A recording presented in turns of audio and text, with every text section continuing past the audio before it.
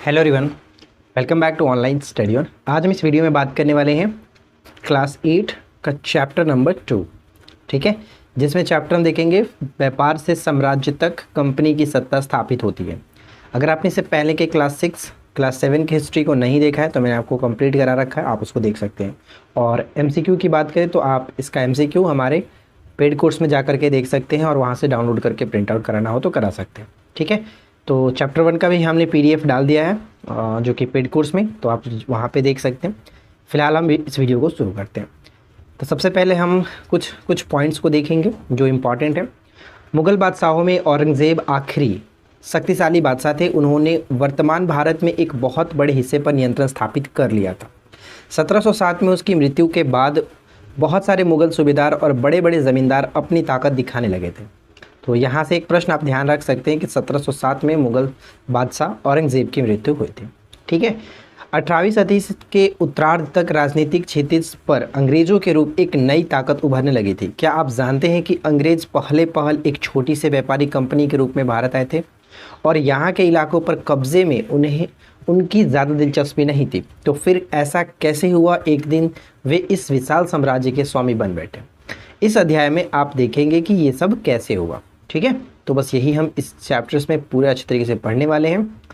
अब यहाँ पे जो देख रहे हैं, कैप्टन हडसन द्वारा बहादुर शाह जफ़र और उनके बेटे की गिरफ्तारी यहाँ पे आप दिखाई गई है, ठीक है। किसके द्वारा गिरफ्तारी की गई थी? तो कैप्टन हडसन के द्वारा की गई थी बहादुर शाह जफ़र की गिरफ्तारी। तो ये प्रश्न बन सकता है। अब यहाँ पे देखिए कि पूर्व में ईस्ट इंडिया कंपनी का आना। तो आप ये तो जो मैप दिखाया गया वो मार्ग दिखाया गया है किस तरह से वो भारत आया करते थे। सन 1600 में ईस्ट इंडिया कंपनी में इंग्लैंड की महारानी एलिजाबेथ प्रथम से चार्टर अर्थात इजाज़तनामा हासिल कर लिया गया, जिससे कंपनी को पूरब से व्यापार करने के एक अधिकार मिल गया। इस इजाज़तनामे का मतलब यह था कि इंग्लैंड की कोई और व्यापारी कंपनी इस इलाके में ईस्ट इंडिया कंपनी से होड़ नहीं कर सकती थी। इस चार्टर के सहारे कंपनी समुद्री मार्ग पर जाकर नए इलाकों को खंगाल सकती थी, वहां से सस्ती कीमत पर चीज़ें खरीदकर उन्हें यूरोप में ऊंची कीमत पर बेच सकती थी। कंपनी की यहाँ पे ध्यान दीजिएगा कि कंपनी को दूसरी अंग्रेज़ व्यापारी कंपनियों से प्रतिस्पर्धा का कोई भय नहीं था। उस ज़माने में वाणिज्य कंपनियां मोटे तौर पर प्रतिस्पर्धा से बचकर ही मुनाफा कमा सकती थी। अगर कोई प्रतिस्पर्धा ना हो तभी वे सस्ती चीज़ें खरीदकर उन्हें ज़्यादा कीमत पर बेच सकते थे। बात तो बिल्कुल सही है कि जब कोई कॉम्पिटिटर है ही नहीं तो फिर हम उस चीज़ को कितने भी महंगे में बेचेंगे तो लोग लेंगे ही, क्योंकि सिर्फ और सिर्फ हमारे पास ही उस चीज़ को वो हमारे पास ही उस चीज़ को ले सकते हैं। तो ये हुआ करता था, इस तरह से मुनाफा कमाते थे, ठीक है। अब इसमें आप देखेंगे एक और लाइन लिखा गया कि पुर्तगाल के खोजी यात्री जो वास्को डी गामा थे वो 1498 में पहली बार भारत तक पहुँचने कि इस समुद्री मार्ग का पता लगा था। यानी किस मार्ग से वो आए हुए थे? तो केप ऑफ हुड जो मार्ग आप देख रहे हैं उस तरह से होते हुए वो भारत पहुंचे थे। इसमें आप ऊपर तरफ पढ़ेंगे तो सारी चीज़ आपको मिल जाएगी, लेकिन ज़्यादा कुछ इसमें नहीं पढ़ना है। हम लोग बढ़ते हैं आगे। अब इसमें देखिए क्या है, इसमें हमारा है ईस्ट इंडिया कंपनी बंगाल में व्यापार शुरू करती है। पहली इंग्लिश फैक्ट्री 1651 में हुगली नदी के किनारे शुरू हुई। कंपनी के व्यापारी यहीं से अपना काम चलाते थे। इन व्यापारियों को उस ज़माने में फैक्टर कहा जाता था। इस फैक्ट्री में वेयर हाउस था जहां निर्यात होने वाली चीज़ों को जमा किया जाता था। यहीं पर उनके दफ्तर थे जिनमें कंपनी के अफसर बैठते थे। जैसे जैसे व्यापार फैला कंपनी ने सौदागरों और व्यापारियों को फैक्ट्री के आसपास आकर बसने के लिए प्रेरित किया। 1696 तक कंपनी ने इस आबादी में चारों तरफ एक किला बनाना शुरू कर दिया। 2 साल बाद उनके मुग़ल अफसरों को रिश्वत देकर 3 गांवों की ज़मींदारी भी खरीद ली गई। इसमें से एक गांव कालीकत्ता था जो बाद में कलकत्ता बना, अब इसे कोलकाता कहा जाता है। कंपनी ने मुग़ल सम्राट औरंगज़ेब को इस बात के लिए भी तैयार किया कि वह कंपनी को बिना शुल्क चुकाए व्यापार करने का फरमान जारी करे। तो यहाँ से आप तो बहुत सारी चीज़ें आपको जानने को मिली। और इसमें हम देखेंगे आगे क्या है। तो देखिए व्यापार से युद्धों तक, इसमें हम यहाँ पे पढ़ लेते हैं कि 18वीं सदी की शुरुआत में कंपनी और बंगाल के नवाबों का टकराव काफ़ी बढ़ गया था। औरंगज़ेब की मृत्यु के बाद बंगाल के नवाब अपनी ताकत दिखाने लगे थे। उस समय दूसरी क्षेत्रीय ताकतों की स्थिति भी ऐसी ही हो गई थी। मुर्शिद कुली खां के बाद अली वर्दी खां और उसके बाद सिराजुद्दौला है बंगाल के नवाब बने। देखिए ये मैंने लाइन हाईलाइट इसलिए किया, यहाँ से 3 चीज़ें आपको देखने को मिलेगा। 3 चीज़ें का मतलब कि 3 जो बंगाल के नवाब थे, हो सकता है कि क्रम से सजाने को पूछा जा सके कि इन 3 बंगाल के नवाबों को क्रम से सजाएं। तो सबसे पहले मुर्शीद कुली खां, उसके बाद अली वर्दी खां और उसके बाद लास्ट में सिराजुद्दौला। ये आपको ध्यान में रखना है, ठीक है। ये सभी शक्तिशाली शासक थे। उन्होंने कंपनी को रियासतें देने से मना कर दिया, व्यापार का अधिकार देने के बदले कंपनी के नजराने मांगे, उसे सिक्के ढालने का अधिकार नहीं दिया और उनकी खिलाबंदी को बढ़ाने से रोक दिया। कंपनी पर धोखाधड़ी का आरोप लगाते हुए उन्होंने दलील दी कि उनकी वजह से बंगाल सरकार राजस्व वसूली नहीं कम हो जा रही है और नवाबों की ताकत कमज़ोर पड़ रही है। कंपनी टैक्स चुकाने को तैयार नहीं थी। उनके अफसरों ने अपमानजनक चिट्ठियाँ लिखी और नवाबों व उनके उत्तराधिकारियों को यानी अधिकारियों को अपमानित करने का प्रयास किया। तो ज़्यादा इसमें कुछ नहीं है। अब यहाँ से स्टार्ट होता है प्लासी का युद्ध, जो कि हमारे पेपर में हमेशा देखने को मिलता रहता है। तो चलिए देख लेते हैं। तो प्लासी का युद्ध 1756 में अली वर्दी खां की मृत्यु के बाद सिराजुद्दौला बंगाल के नवाब बने। कंपनी को सिराजुद्दौला की ताकत से काफ़ी भय था। सिराजुद्दौला की जगह कंपनी एक ऐसी कठपुतली नवाब चाहती थी जो उसे व्यापारिक रियासतें और अन्य सुविधाएं आसानी से देने में आनाकानी ना करे, यानी कि जिस तरह से अंग्रेज चाहे उस तरह से वो काम करे, ऐसा वो लोग चाहते थे। लेकिन सिराजुद्दौला में ऐसा कुछ नहीं था।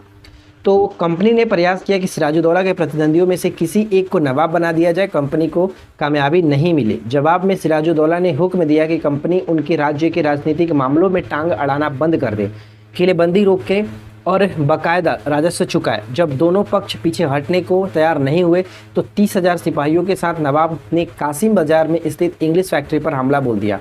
नवाब के फौजों ने कंपनी के अफसरों को गिरफ्तार कर लिया, गोदाम पर ताला लगा दिया और अंग्रेजों के हथियार छीन लिए गए और अंग्रेज जहाज़ों को घेरे में ले लिया गया। इसके बाद नवाब ने कंपनी के कलकत्ता में स्थित किले पर कब्जे के लिए उधर का रुख रख किया।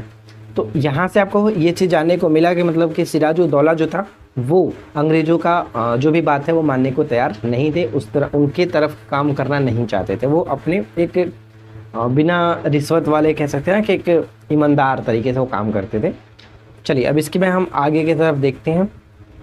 यहाँ देखिए, यहाँ एक लाइन है कि नवाब के साथ लंबे समय तक सौदाबाजी चली। आखिरकार 1757 में रॉबर्ट क्लाइव ने प्लासी के युद्ध में सिराजुद्दौला के खिलाफ कंपनी की सेना का नेतृत्व किया। यहीं से 2-3 प्रश्न आपको देखने को मिलता है कि प्लासी का युद्ध हुआ कब था, 1757 में हुआ और किनके बीच, तो सिराजुद्दौला और जो अंग्रेज़ों के नेतृत्वकर्ता रॉबर्ट क्लाइव के बीच हुआ था।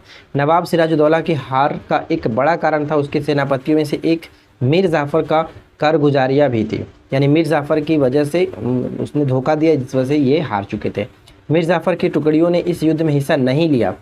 रॉबर्ट क्लाइव ने यह कहकर उसे अपने साथ मिला लिया था कि सिराजुद्दौला को हटाकर के मीर जाफ़र को ही नवाब बना दिया जाएगा। इस वजह से मीर जाफ़र जो कि इनका साथ नहीं देता है। ठीक है, आगे देखते हैं। इसमें कि प्लासी की जंग इसलिए महत्वपूर्ण मानी जाती है क्योंकि भारत में यह कंपनी की पहली बड़ी जीत थी।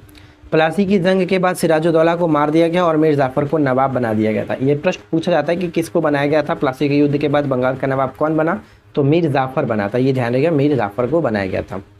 कंपनी अभी भी शासन की जिम्मेदारी संभालने को तैयार नहीं था। उसका मूल उद्देश्य व्यापार को फैलाना था। अगर यह काम स्थानीय शासकों की मदद से बिना लड़ाई लड़े ही किया जा सकता तो किसी राज्य को सीधे अपने कब्जे में लेने की क्या जरूरत थी। जल्द ही कंपनी को एहसास होने लगा कि यह रास्ता भी आसान नहीं था। कठपुतली नवाब भी हमेशा कंपनी के इशारों पर नहीं चलते हैं। आखिरकार उन्हें भी तो अपनी प्रजा की नज़र में सम्मान और प्रभुत्व का दिखावा करना पड़ता था। तो ये बात भी बिल्कुल सही है। तो कंपनी क्या करती, जब मीर जाफ़र ने कंपनी का विरोध किया तो कंपनी ने उसे हटा करके मीर कासिम को नवाब बना दिया। जब मीर कासिम परेशान करने लगा तो बक्सर की लड़ाई 1764 में उसको भी हराना पड़ा। उसे बंगाल से बाहर कर दिया गया। मीर जाफ़र को दोबारा नवाब बनाया गया। अब नवाब को हर महीने 5 लाख रुपए कंपनी को चुकाने पड़ते थे। कंपनी अपने सैनिक खर्चों से निपटने, व्यापारिक ज़रूरतों तथा अन्य खर्चों को पूरा करने के लिए और पैसा चाहती थी। कंपनी और ज़्यादा इलाके तथा ज़्यादा कमाई चाहती थी। 1765 में मीर जाफ़र की मृत्यु के बाद, ध्यान रखिएगा 1765 में मीर जाफ़र की मृत्यु तब तक कंपनी के इरादे बदल चुके थे। कठपुतली नवाबों के साथ अपने खराब अनुभवों को देखते हुए क्लाइव ने ऐलान किया कि अब हमें खुद ही नवाब बनना पड़ेगा। ठीक है, यानी अब ये सब जो परेशानी देखने को मिल रही थी अंग्रेज़ों को, इसके बाद से उन्होंने रॉबर्ट क्लाइव ने ऐलान किया कि अब हमें खुद ही नवाब बनना पड़ेगा।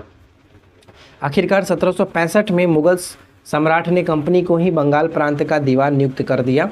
दीवानी मिलने के कारण कंपनी को बंगाल के विशाल राजस्व संसाधनों पर नियंत्रण मिल गया था। इस तरह कंपनी की एक पुरानी समस्या तो हल हो ही गई थी। ठीक है, अब यहाँ से हम आगे तरफ बढ़ेंगे तो चलिए यहाँ से देखिए कि प्लासी के युद्ध के बाद बंगाल के अस्थि नवाबों को इस बात के लिए बाध्य कर दिया गया था कि वे कंपनी के अफसरों को निजी तोहफे के तौर पर ज़मीन और बहुत सारा पैसे दे। खुद रॉबर्ट क्लाइव ने ही भारत में बेमिसाल धन दौलत जमा कर ली थी।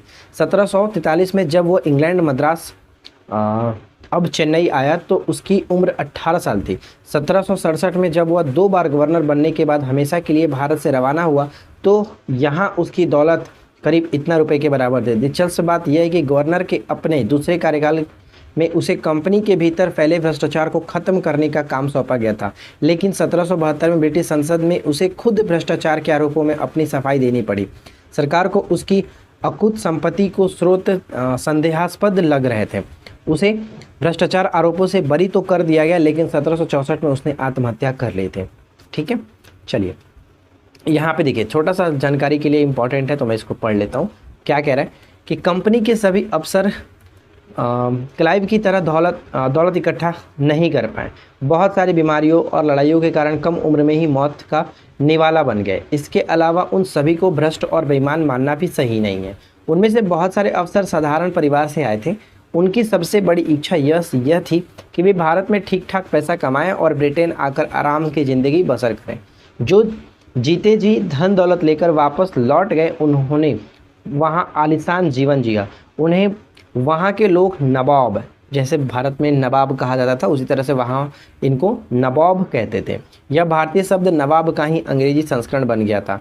उन्हें लोग अक्सर नए अमीरों और सामाजिक हैसियत में रातों रात ऊपर आने वाले लोगों के रूप में देखते थे। नाटकों और कार्टूनों में उनका मजाक भी उड़ाया जाता था। तो कुछ इस तरह से स्थिति यहाँ पे बन गई थी।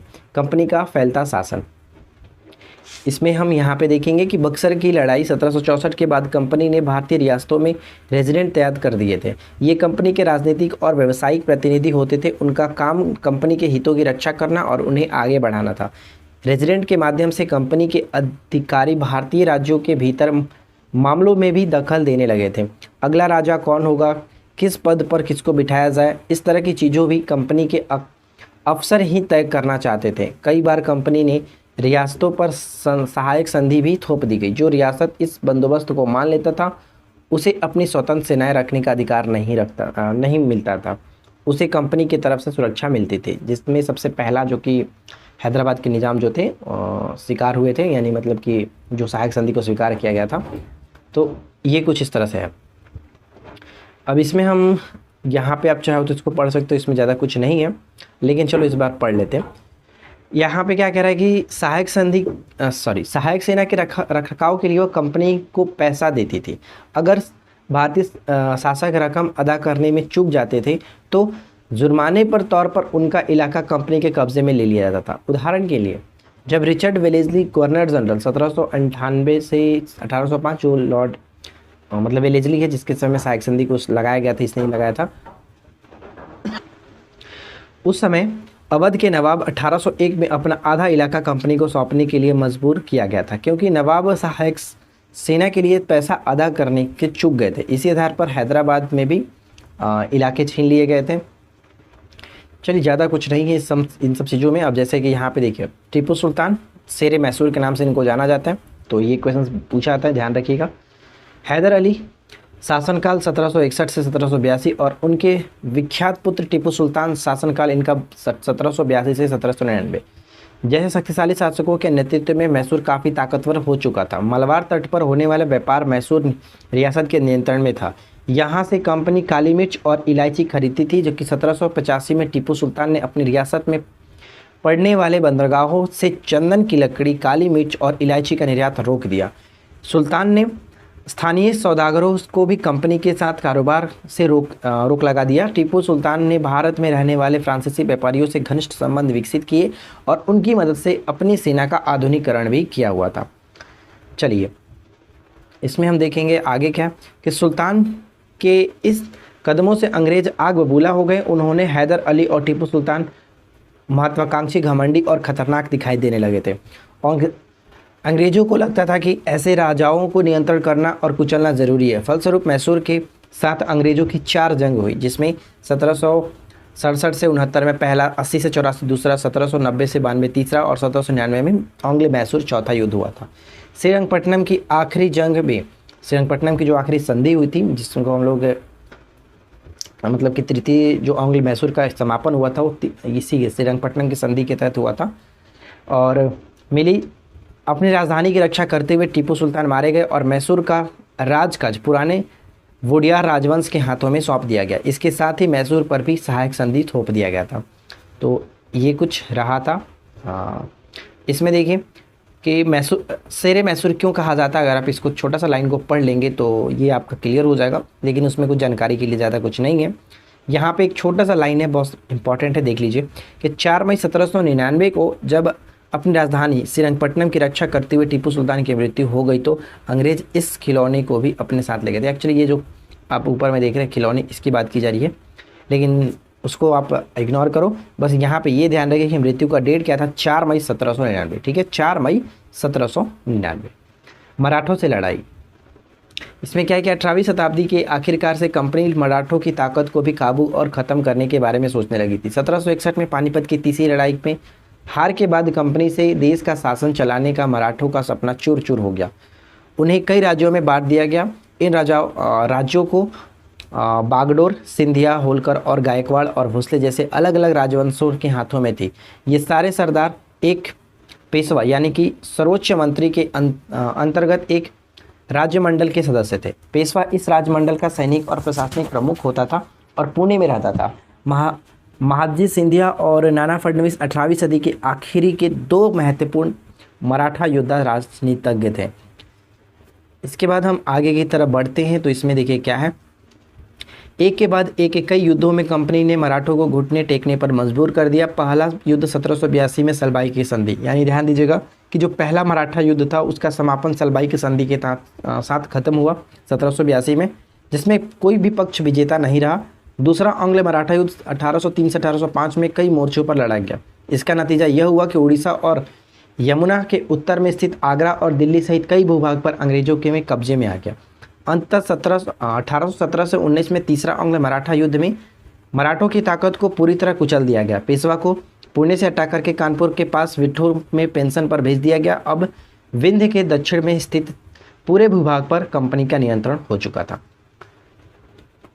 इसमें देखिए यहाँ पे क्या है, यहाँ पे एक छोटा सा और भी 2-3 प्रश्न बन सकता है। जैसे क्या लिखा जा रहा है कि रानी चेन्नम्मा, ध्यान रखिए, रानी चेन्नम्मा ने हथियार उठा लिए और अंग्रेजों के खिलाफ, यहाँ कहाँ पे बात की जा रही है, तो ये कर्नाटक के, ठीक है, कर्नाटक में रानी चेन्नम्मा का संबंध कहाँ से था, कर्नाटक में।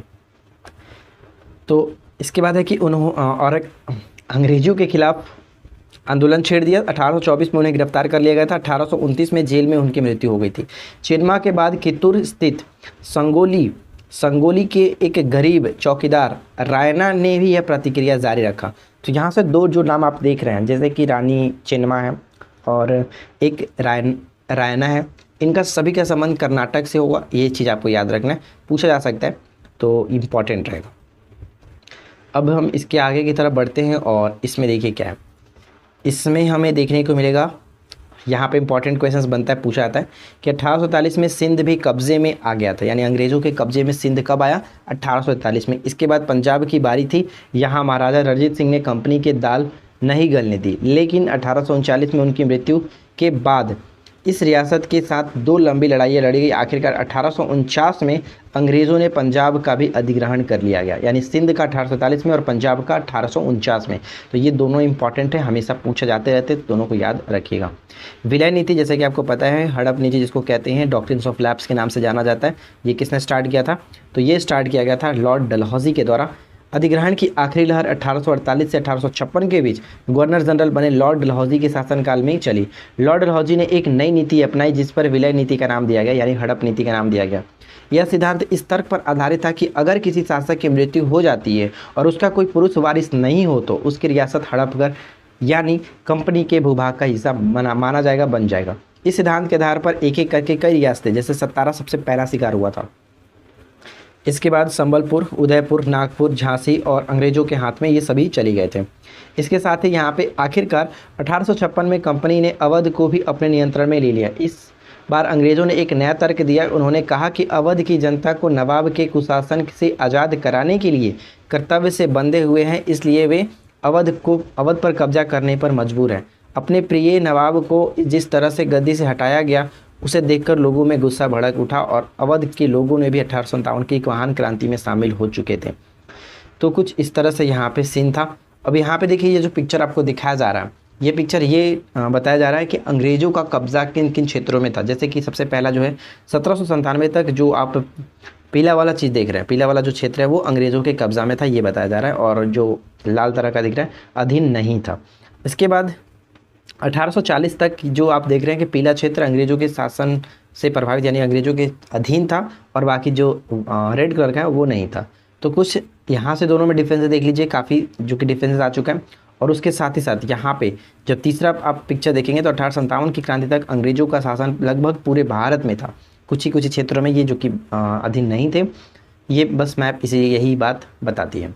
नए शासन की स्थापना। गवर्नर जनरल वारेन हेस्टिंग्स 1773 से 85 में उन बहुत सारे महत्वपूर्ण व्यक्तियों में से थे जिन्होंने कंपनी की ताकत फैलाने में अहम भूमिका अदा की थी। वारेन हेस्टिंग्स के समय आते आते कंपनी न केवल बंगाल बल्कि बम्बई और मद्रास में भी सत्ता हासिल कर चुकी थी। ब्रिटिश इलाके मोटे तौर पर प्रशासनिक इकाइयों में बटे हुए थे जिन्हें प्रेसिडेंसी कहा जाता था। उस समय 3 प्रेसिडेंसी थी, बंगाल, मद्रास और बम्बई। हर एक का शासन गवर्नर के पास था। सबसे ऊपर गवर्नर जनरल होता था। वारेन हेस्टिंग्स के कई प्रशासनिक सुधार किए। न्याय के क्षेत्र में उसके सुधार खास तौर पर उल्लेखनीय है। 1782 में एक नई न्याय व्यवस्था स्थापित की गई। इस व्यवस्था में प्रावधान था कि हर जिले में 2 अदालतें होगी, एक फौजदारी अदालत और दूसरी दीवानी अदालत। दीवानी अदालतों के मुखिया यूरोपीय जिला कलेक्टर होते थे। मौलवी और हिंदू पंडित उनके लिए भारतीय कानूनों की व्याख्या करते थे।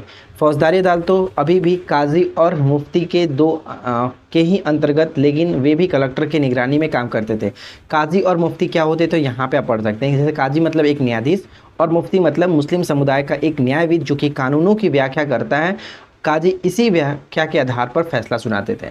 महाभियोग के बारे में आपको पता ही है, यहाँ पे आप देखिए पढ़ लीजिए, इंपॉर्टेंट है। महाभियोग क्या होता था कि जब इंग्लैंड के हाउस ऑफ कॉमन्स में किसी व्यक्ति के खिलाफ दुराचरण का आरोप लगाया जाता था तो हाउस ऑफ लॉर्ड्स यानी संसद का जो ऊपरी सदन है, हाउस ऑफ कॉमन्स निचला सदन होता है, हाउस ऑफ लॉर्ड्स ऊपरी सदन, संसद का ऊपरी सदन में उस व्यक्ति के खिलाफ मुकदमा चलता है। इसे ही महाभियोग कहा जाता है।